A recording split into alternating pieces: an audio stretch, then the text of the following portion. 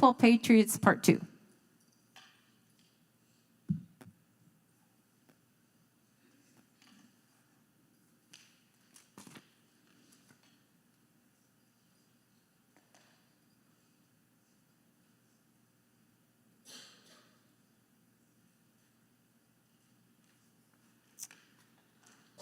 Just want to let you all know, we are streaming this, so it's being recorded, because last year I had some people ask, did you record that?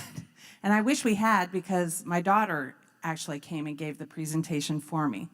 But it is going to be available, and we'll put it on our Facebook page, a link to it.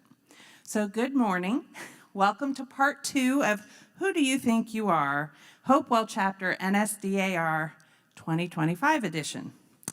I just want to say I have really enjoyed getting to know your Patriots as I've researched this information. And as I said earlier, I know some of their stories better than I know my own Patriot at this point.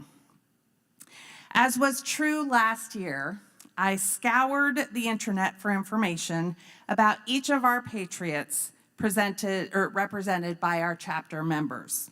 Some turned up a wealth of information about their military service. Some provided interesting family stories, not necessarily related to the war, and others turned up diddly squat.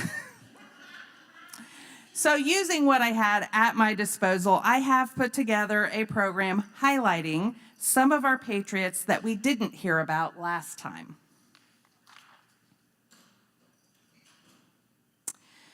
Spending hours working on this made me a little bleary-eyed at times. I'd be working on one name and get it mixed up with another.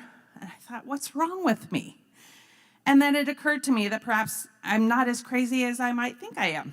Doing a count, I came up with this list. There are 10 Johns represented, 5 each for James and George. We have 3 Benjamins among our Patriots. And surprisingly, also 3 Valentines.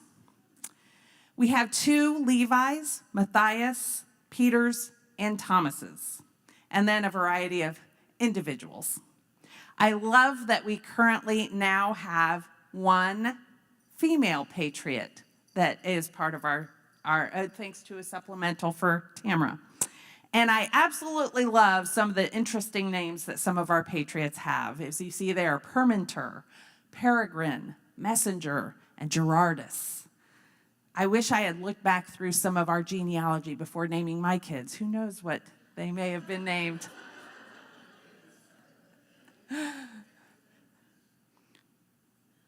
So, what is a patriot? There are many ways, we all know, that our ancestors served and were able to claim this title of patriot. One such way was to sign an oath of allegiance or an oath of fidelity. Different colonies called this different things, but the message was the same. They signed a pledge, which was an oath claiming loyalty to the colonial cause and rejecting British rule.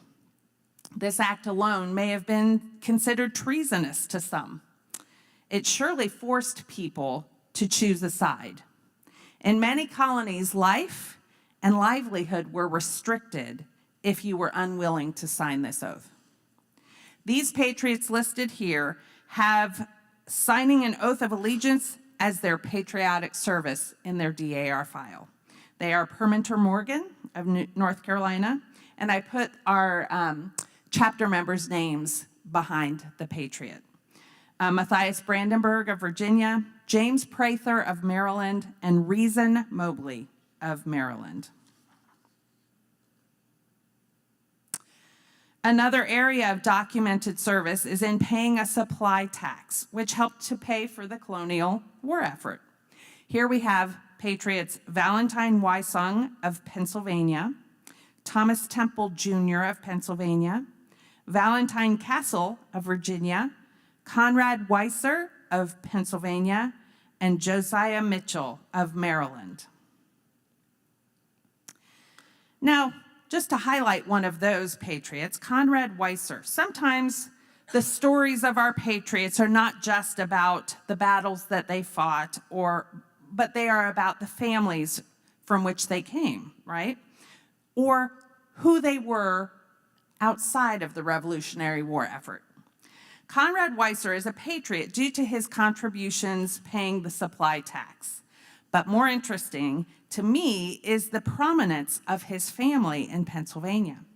He is the grandson of Johannes Conrad Weiser, probably actually Weiser, because they're German, who was considered the peacemaker of colonial Pennsylvania. He was an Indian affairs agent, an interpreter, and a well-respected intermediary between the colonists and the native population. Today, there are books, museums, historical landmarks, as well as an entire school district named for Johannes Conrad Weiser, called Conrad Weiser School District. His homestead is in Wilmersdorf, Pennsylvania, and is open for tours, much like our Christian Waldschmidt home is here in Ohio. Another way for DAR service to be proven is to provide supplies.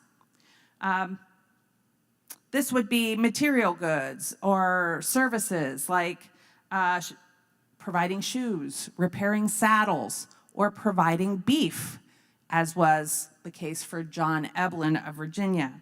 Here we have these patriots, James Ellison Sr., Thomas Hines of Virginia, and John Eblin of Virginia.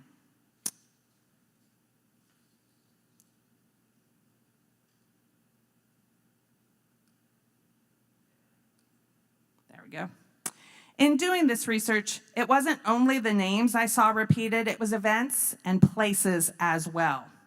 The Lexington Alarm was listed on several of our Patriots' profiles.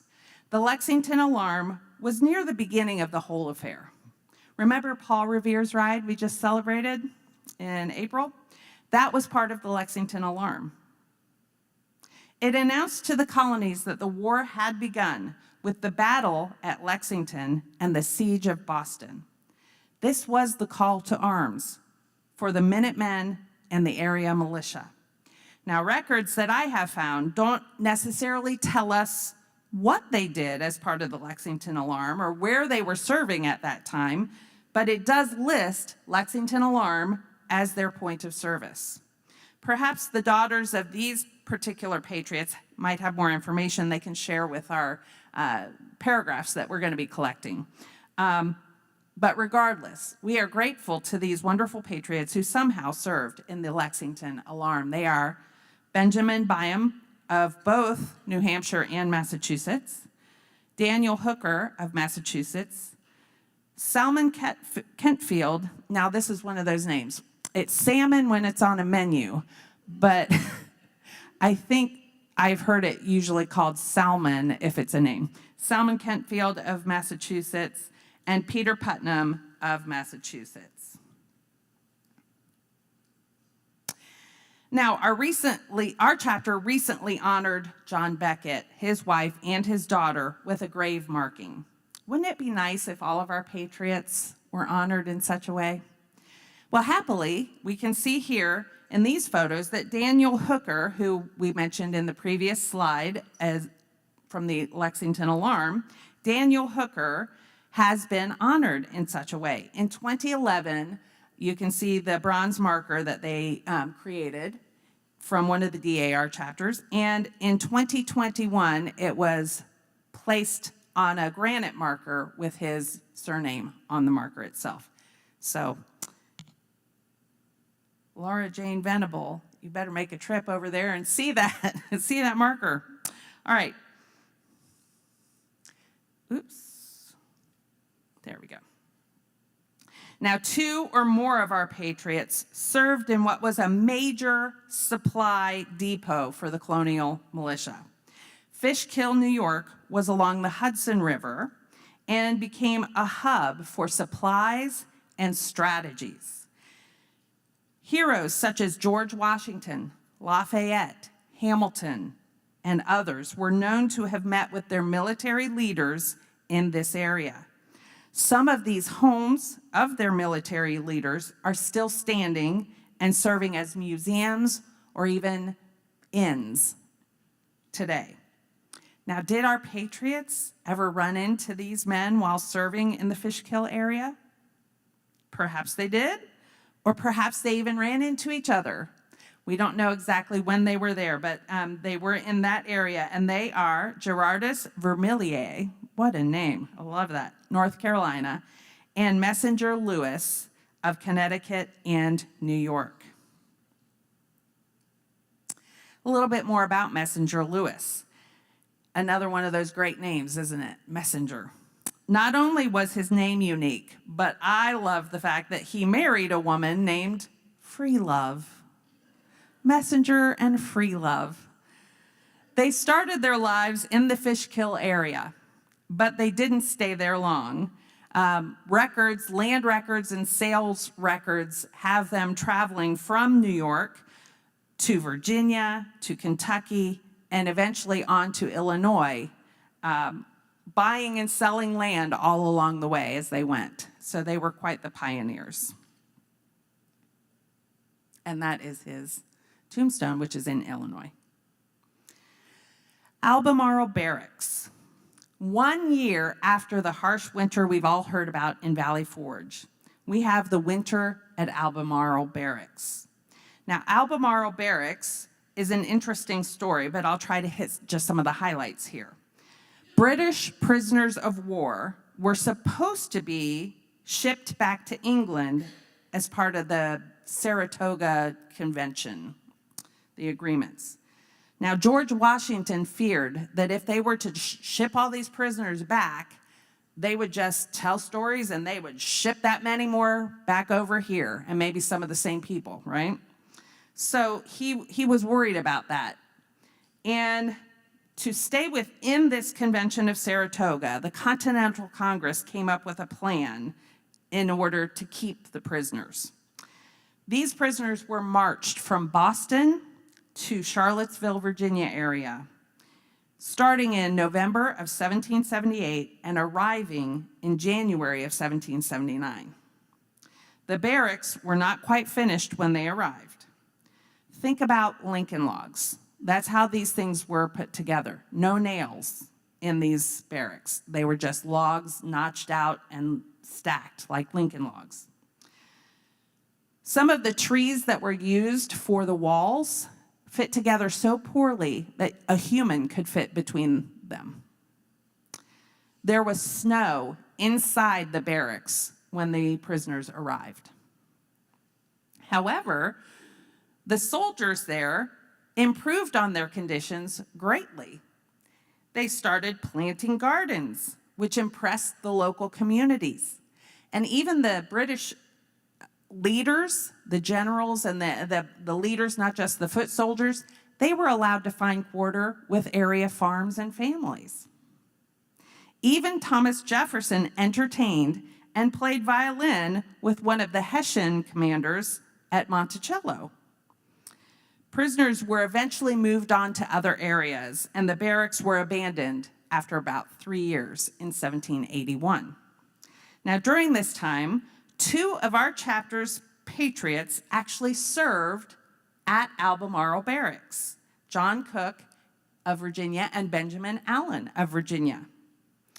And a third of our Patriots, not one third of the Patriots, but a third person who is a Patriot, Lane Larkin, he actually served in a variety of areas. He dug trenches with George Washington's, under George Washington at the Siege of Yorktown. He recalled being under Lafayette's command at one point. He watched Cornwallis surrender at Yorktown. And also listed among his service, he was one of the soldiers who transported prisoners to Albemarle Barracks. So another Albemarle Barracks connection.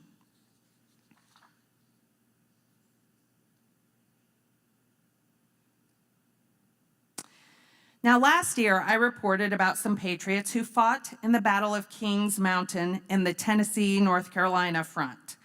This year, I discovered a couple more. In addition to Roland and John Judd, I discovered that Jeremiah Campbell also fought in this battle.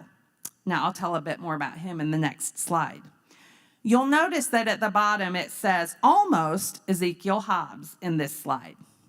Ezekiel Hobbs was supposed to be at this battle. Much of his early enlistment was engaged in fighting the Cherokee in the mountainous areas of Virginia, North Carolina, and even into the Kentucky area. Eventually, his unit joined forces with the group that was headed to the battle at Kings Mountain.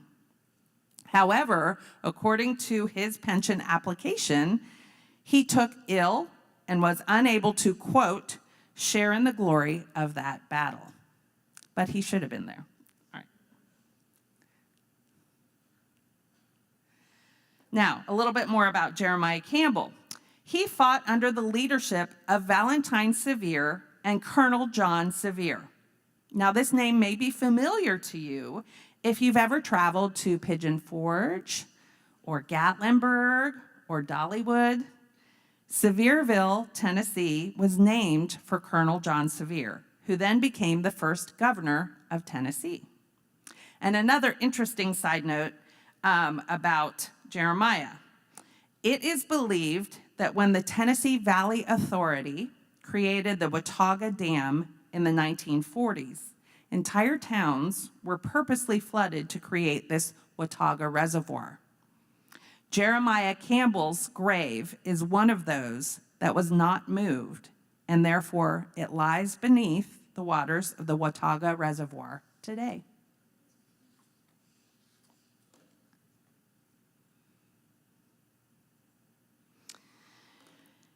Timothy Holcomb. It's interesting to think of our ancestors, sometimes just boys of 15 or so at the time. They had a front row seat to history in the making. Timothy Holcomb from Connecticut served under the commander credited with capturing Fort Ticonderoga, along with the infamous Ethan Allen and the Green Mountain Boys. So perhaps he was even there at that time. He is also credited with service in the battles of Trenton and Princeton alongside George Washington's own troops. At 15. Speaking of service, or serving near George Washington himself, Christopher Chafin of Virginia was stationed at the infamous Valley Forge in the winter of 1778. He was actually discharged from his service from Valley Forge. At least he survived.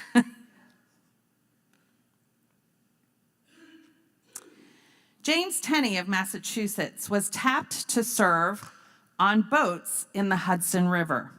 One of his assignments was on a gunboat near where the Hudson River chain extended across the river near West Point. How many of you knew about the Hudson River chain? It was news to me. So the Hudson River chains were literally large link chains and booms constructed near West Point from 1776 to 1778. This was a means to keep the British ships from sailing further up into the Hudson River. Now, he enlisted at a time that perhaps the chains were no longer in use, but he did patrol those very same areas on gunboats and on spy boats. He was stationed in, about, and around West Point throughout his deployments. Now, James was 15 years old when he enlisted. His pension application claims he was a substitute for his father, and that his father kept his bounty, or what we might call a signing bonus, if you will. Okay. He was, however, permitted to keep his own pay. Now, this was not an uncommon practice, serving as someone's substitute, but it was stopped eventually because, as you might imagine, it is a system that is just high potential for corruption and abuse. He enlisted for 3 years, but the war actually ended before his service time was up. And so he was discharged, and his pension was approved for 2 years of service.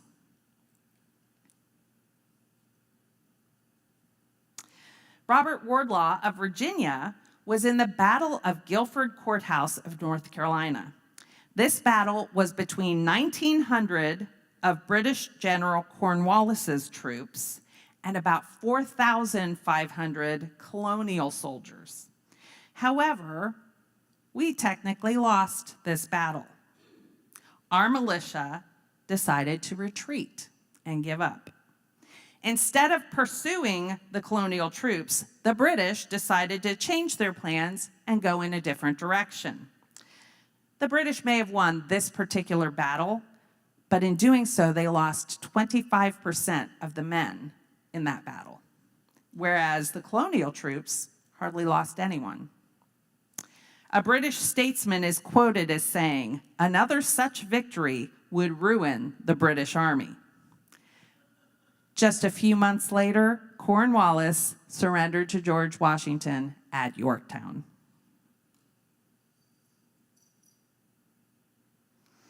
Meanwhile, in Kentucky, Andrew McConnell served alongside Daniel Boone in the Battle of Blue Licks. The Battle of Blue Licks was one of the last battles in the Revolutionary War. The Kentucky militia was ambushed by a military group of American loyalists and the Native Americans fighting with them. In this battle, when it was clearly time to retreat, Daniel Boone put his son Israel on a horse and told him to leave.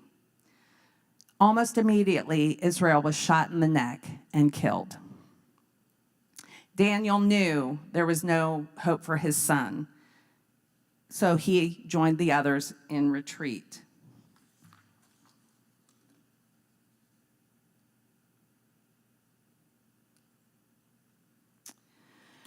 George May of Virginia was part of a regiment that served in a variety of places and battles. They spent time at Valley Forge. They saw action in Trenton and Princeton, Brandywine, Monmouth, and the Siege of Charleston. One notable person that he served under was Colonel Thomas Marshall. Now, you've heard the name Marshall before. Colonel Marshall was the father of Supreme Court Chief Justice John Marshall, who served from 1801 to 1835, the longest Chief Justice in U.S. history. And that was George May's colonel's son.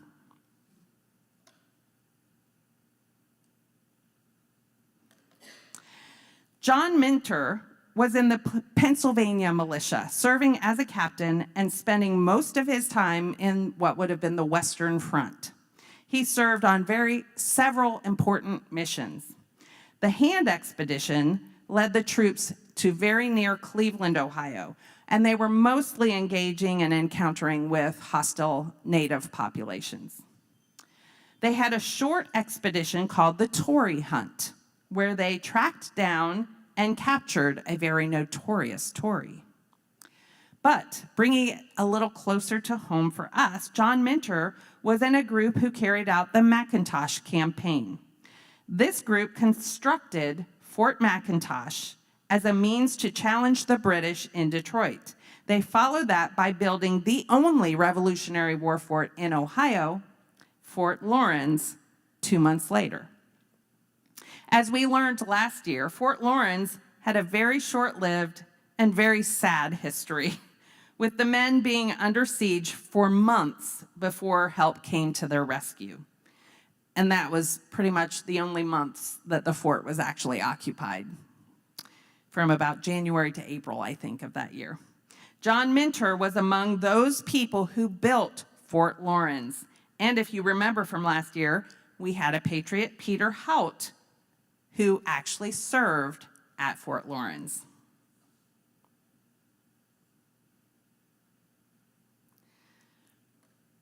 Last year, we learned about Patriot Abraham Goss, a young boy of 13 who enlisted. He was a fifer, and he even rode George Washington's horse. This year, his parents were both added to our list of patriots through Tamara's supplemental applications. George and Elizabeth had already seen two of their sons killed in a massacre by Native Americans. They escaped with their remaining son, Abraham. Abraham and George both joined the militia as a result of that event. George is also listed as having been a fifer. Now, Elizabeth could not stand there doing nothing. She joined in the war effort herself as a nurse and a cook. As the end of the war drew near, her husband George was killed in battle. Elizabeth reportedly went to George Washington's headquarters in person, knelt before him, and begged for her son Abraham's release, stating she had already given up 2 sons and a husband in the fight for this country. Washington, with tears in his eyes, granted her request, and she and Abraham went on to reclaim their lives.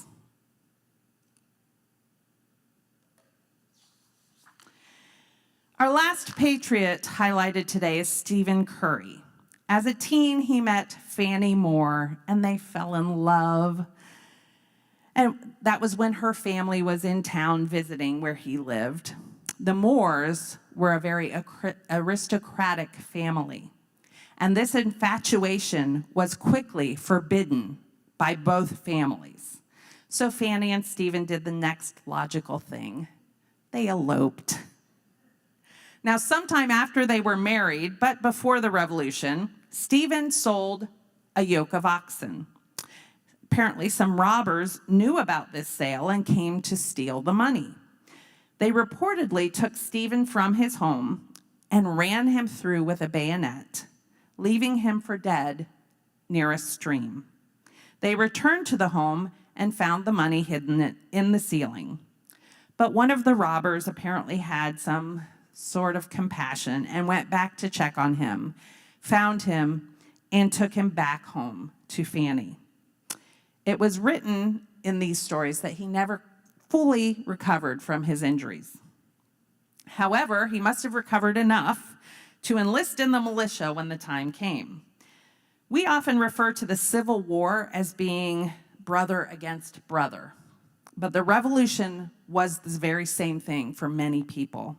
Stephen and others in his family joined the fight for independence. However, his brother Joshua was a loyalist who fought for the British, and after the war, his brother moved to Canada.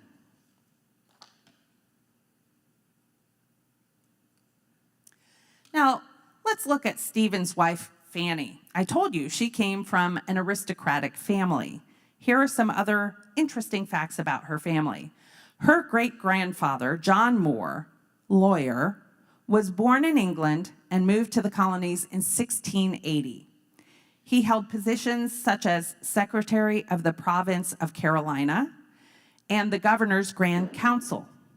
He moved to Philadelphia in 1693, where he held various offices, including Crown Advocate and Deputy Judges of Court of Vice Admiralty, whatever that is, Attorney General, Registrar General, and Collector of Customs.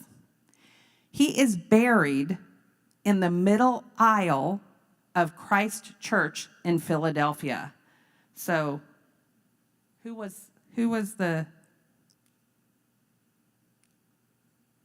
Lynn Ellen Dorney? You better get to Philadelphia and check out that grave. That's really cool, because that's your great-grandmother down the line. Okay. Not only that, her grandfather was Colonel John Moore of Whitehall, New York, and the owner of the estate on which West Point now stands. My goodness. He was a member of the Colonial King's Council, colonel of His Majesty's New York City Regiment of Foot, and instrumental in establishing the New York Fire Brigade. He, in fact, shipped the first 2 fire trucks or fire engines into New York City. This is a painting of Fannie's grandfather, Colonel John Moore. Her father, Thomas More, was an uncompromising Tory, as were most of her family, including a brother of hers who was a captain in the Royal Navy and died in action. Now, I have to believe that she had some pretty difficult choices to make during those years, given her family's loyalties opposing her own husband's loyalties. She was obviously a very strong woman to leave her family of such prominence against their wishes and elope with someone they did not approve of. I personally believe that she is one of those innumerable female patriots who are not recognized, but who most certainly contributed in some way or another for the fight of independence. In 2020, DAR was proud to launch an important and ongoing effort called the E Pluribus Unum Educational Initiative to increase awareness of often underrepresented Revolutionary War patriots, including those who were African American, Native American, and female. DAR is committed to better telling the stories of these patriots who have all too often been left out of the pages of history and to adding new names to its database as additional information becomes available. So I have a question for you, audience participation time. How many of us currently have a female patriot that we can claim?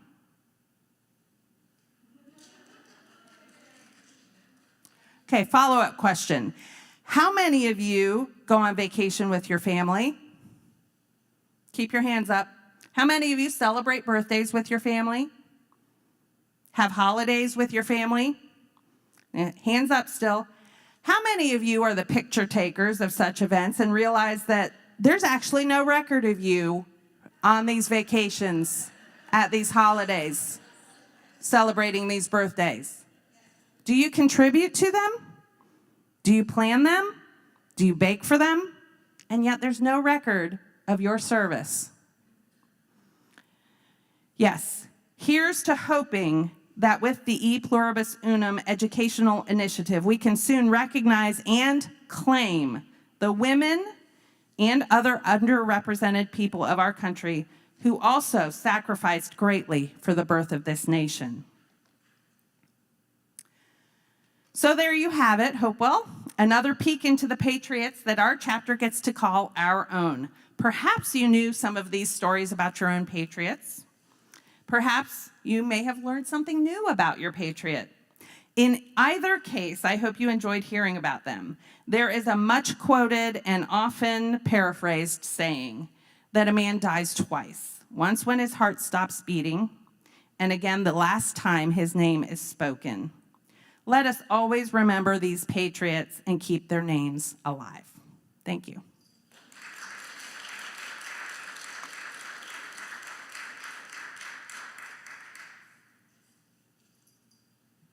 Thank you, Jenny. That was wonderful. Anything else we need to bring up? Anything else anybody wants to bring up? Okay. Jan, come give us the benediction.